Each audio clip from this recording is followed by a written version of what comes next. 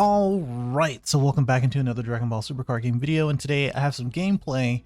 This is a little bit older, so unfortunately it's gonna be pre-banless. So yeah, I mean the only difference is I think just the new ruler. So I played him at 3. I mean obviously you just play it at 1 for any red deck that you're playing with a unison of well, anything that can get up to 3 markers. I'm gonna say 2 markers or more, but really most of the time it's going to be decks like this where they play 2 markers, you gain 1, and then you play new ruler. But I don't even think I even played new ruler in this match. Ironically, there's 1. But if I had to make any changes post banless, I would probably reduce the unison count to maybe about 6. I think the deck draws enough for you to see a unison, and you'll see this later on in this game as well. As far as how many times I actually do see unison, you can already tell by turn 2 I already have 2 in my hand. So yeah, and after testing a little bit more, you know, I think Gohan, I wouldn't say really struggles against stuff that is more control, so things like that are blue, but I think it sort of ramps up into a certain plateau in the mid game, and it sort of stays there. And for this match, it's a little bit easier because you're going against green, and with Buu, because of the Yamcha counterplay and because of red, you sort of kind of regulate the things and the threats that they do.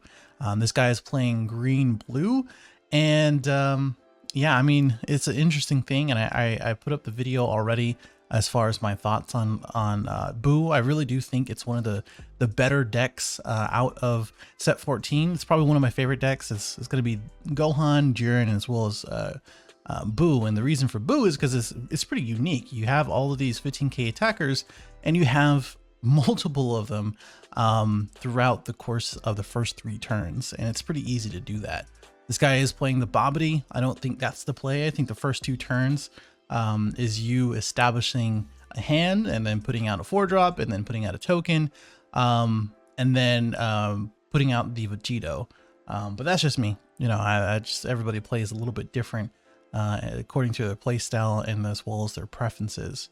But for me, the unfortunate part for this is that he is going to take a skillless out of the grave, or the drop. He says grave, but it is the drop.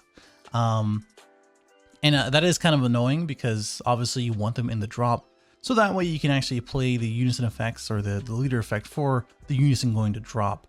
And I do think I swing here with leader before I awaken, or I swing with the Kaba. And the reason why I play the Kaba over the Frieza here is just to get rid of his unison. Anything you're going, or any deck you're going against for Spirit Boost, is pretty important for you to get rid of their unison as soon as possible. And honestly, it's not too hard to do that sometimes, just depending on what the unison is. But Kaba kind of enables you to, for any unison that's 10 or less, just to remove a marker. And it's quite useful, I would say. So taking 2 life to go down to 5, and then drawing 1 and untapping 1 to go ahead and get my awaken turn going. I figured I'd go ahead and just swing with my Gohan. I have another Gohan in hand, and my plan was just to go ahead and play another one if I'd like to. And of course I can always combo with the skillless and then use Spirit Boost and then go from there. But I didn't want to go down in markers because I wanted to keep 3 markers at least. That's 1 attack, and then forcing him another attack before he plays something else. And of course I have Yamcha in my hand, so that way I can respond just in general from there. And I went ahead and drew 2 with the super combo, of course, went to 15 with my leader, forcing him to use this super combo from there. And then from here, we are just kind of trading combos, if anything. I went to look at the top 5, got another super combo out of the top 5, and I'm kind of sitting pretty tapped out.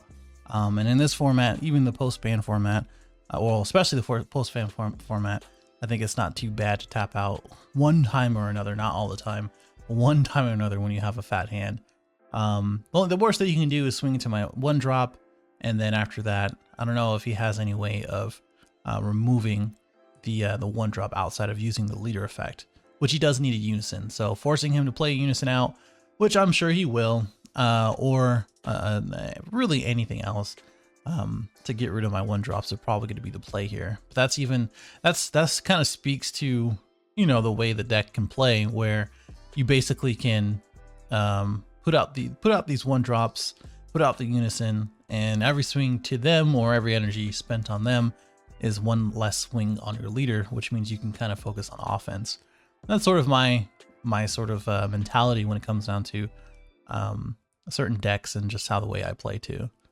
One thing I do forget is that I do have, because I just have so many cards in hand, I do have the Spirit Boost of Vegeta, which means I can basically -1 or want to use Spirit Boost. I can play them for free, but I do forget to do that, so it is what it is. And I think I don't think I see the 4-drop Gohans, which are pretty useful, but because I'm tapped out, they cost 1 energy, so it's kind of whatever. I do have 2 more unisons in hand, which means I can, like, if you get rid of my unison, I still get a skillless from the drop, and then I get a boost for the leader. And then from there I can kind of make a few more plays. So he's gonna go ahead and swing and draw the 2. He said that he forgot something. I'm actually surprised he didn't just swing into one of my 1-drops. But I'm gonna go ahead and just combo here. I would have done the same thing, even if he's swinging into the 1-drop. I probably would have comboed just so I can get the draw 2 and another skillless in the drop. And it's pretty important to play against these kind of decks. Really just any deck in set 14 at this point. I think we're well past the release date and we kind of already know what all the decks do. But it's just the difference between you playing them or playing against them, that type of thing. But I'm going to go ahead and just use the window 2 for Yamcha. I'm going to minus the Buu and as well as the token. He's going to go ahead and play it from drop to draw the 1 for healing pod. Vegeto's unison does the same, so that's why I kind of like him in that way. And I think he didn't have any in deck, which is why he swung and comboed first. In case you were wondering. He did play the Babidi. Gonna go up to 2 and then awaken here, I do believe. And he's gonna take a super combo out of the drop. You can only take him from the drop on the unawakened side, so that's probably why he did that. And then he can take another thing here. I think he takes a battle card. Again, I think just swinging like before, just swinging into one of my 1-drops and then taking the 1-drop afterwards on the awakened side is probably the play. And hopefully with the build that I have had for Majin Buu, I can play it live or just record some gameplay for that. And I can kind of show how I play Majin Buu too. It's really just a bunch of attacks and just 15Ks. And that's pretty much it, honestly. I mean, it does have the 5-drop as far as that goes. The blue-green is cool because you get to play Hercule and you get to draw more cards than you often would. But I like Vegito, and he's a beefy unison. Gets the 4 markers, turn 2, and you can just use it for Spirit Boost or just play until it's -7, basically. So he's gonna Spirit Boost again. That way he plays a token. And most likely for the gameplay, I'll probably be playing something post-ban. So something pretty decent. Hopefully something like Soul Striker or something like that. I want to play against blue and see how that goes. Because it's interesting. Because not really too many things that God Sailing can hit. But there are some annoying negates that blue have. And then dealing with the Majin Buu unison's always annoying.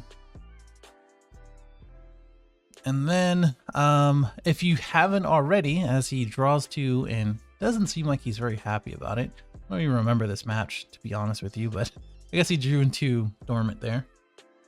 And he swings into my unison. These are just not great plays on his part, I think. But can kind of show you where if people start focusing on your unison, it's going to be not the best idea.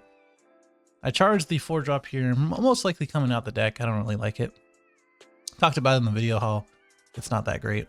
Oh, lost my train of thought. But for those who aren't already, Definitely follow me on Twitch. It's in the description below in case you want to see some gameplay tomorrow, most likely. If I might be playing this deck, or I might be playing something else that I posted.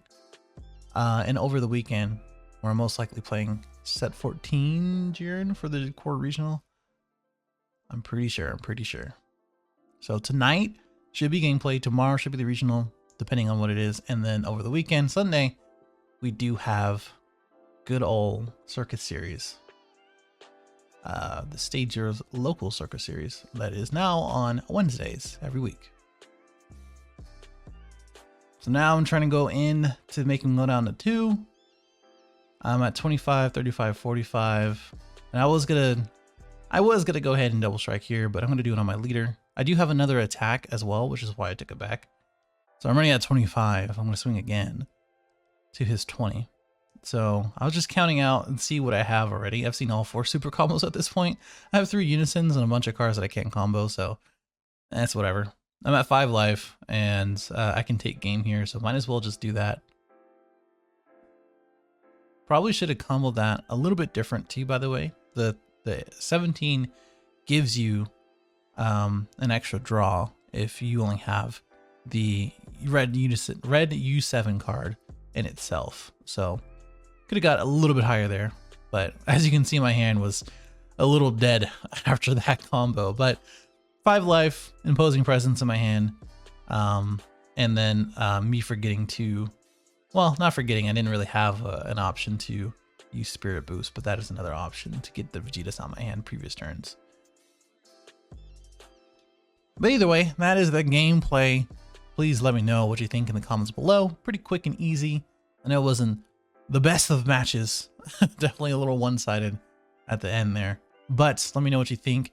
Let me know what you want to see in the future. If you want to see a certain matchup, I'll definitely try to my best. I read the comments every single time, even though I don't reply to them sometimes. But check me out on Twitch in the description below. I will be live tonight at 6 o'clock Pacific time. I'll see you there.